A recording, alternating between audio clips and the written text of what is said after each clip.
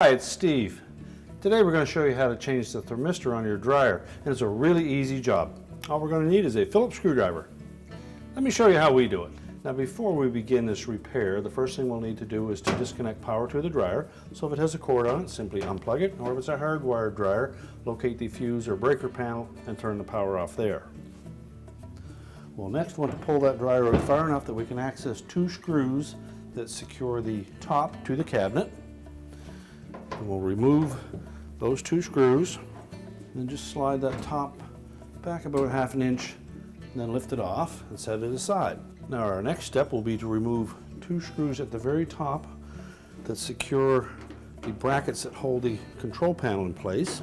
Then lift the control panel up, tilt it back out of the way, and then we'll remove the two top ones. We'll have to hold that panel up against the cabinet so that it doesn't become dislodged. Now our next step will be to open the door. We're going to remove these two screws just below the lint filter. Then we'll also remove two screws at the very bottom that secure the bottom of the front panel. And next we'll disconnect this 2-wire harness to the door switch, and we'll also remove a single black wire that is attached to the light bulb. And then we can remove the top two screws securing that front panel to the cabinet. And we'll want to support that whole assembly as we do that.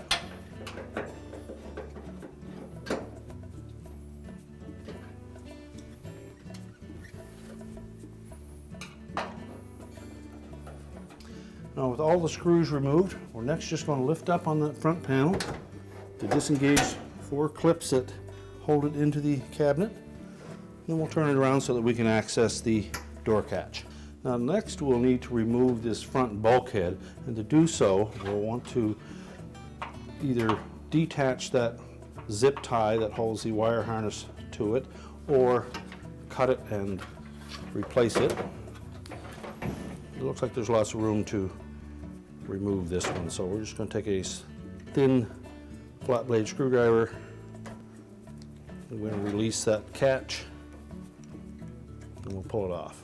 We'll next remove that single white wire from the light bulb, and then disconnect the 2 harness connectors by first releasing the locking tabs and then pulling them apart. And then we'll set the console aside. Now next we'll remove 2 screws that secure this support bracket from the back to the front, and then just lift the little metal tabs out of the slots.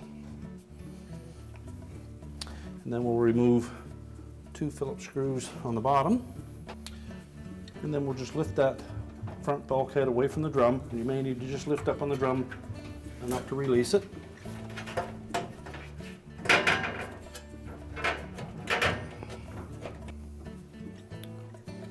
And then we'll set that aside. Now with that front bulkhead removed, we now have access to the thermistor. So before we remove it from the blower housing, we'll remove the wires first. They may be a little snug, so use your needle nose pliers. And then remove the 2 retaining screws. Discard the old thermistor. We'll set our new one in place.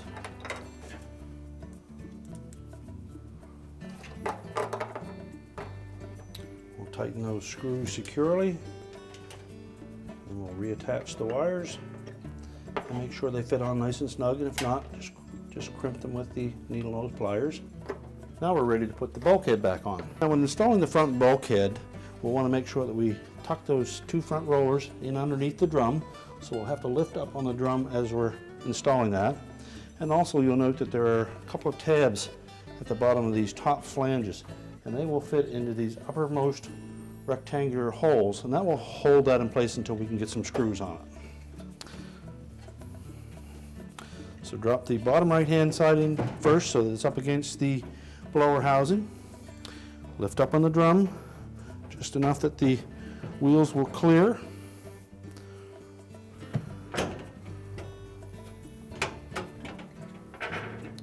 And then lift the whole assembly up, hook those tabs in,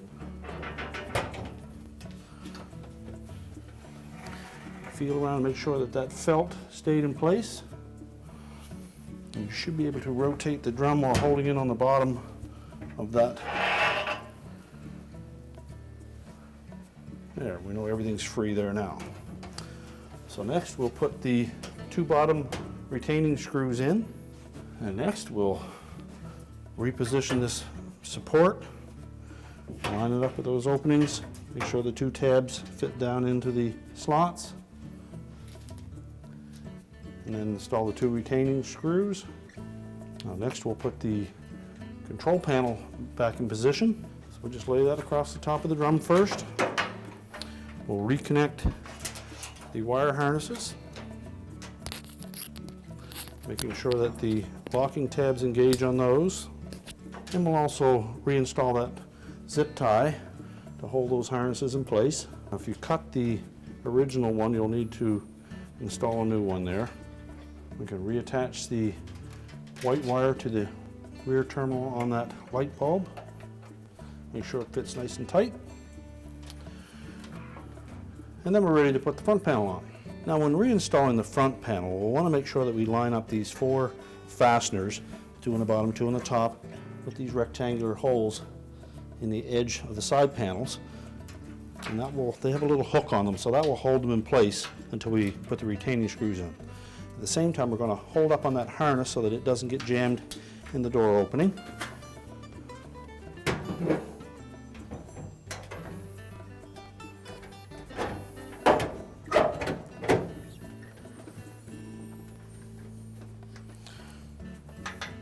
So we'll next reconnect that black wire to the light bulb and the 2-wire harness to the door switch. Make sure the locking tabs engage. You can install the 2 upper screws. Now we'll drop the control panel down into position, and you'll note that there are 3 locator tabs that line up with these rectangular holes. So make sure they're engaged, and then push it back into position, and then we'll install the 2 retaining screws on the top. Now next we'll install the 2 screws on the bottom of the front panel. And now we'll put the main top back on. Now when installing the top, we want to make sure that we line up these slotted openings with tabs across the top of the console. So sit it down about a ½ inch back from the console and carefully slide it forward, making sure that those tabs engage.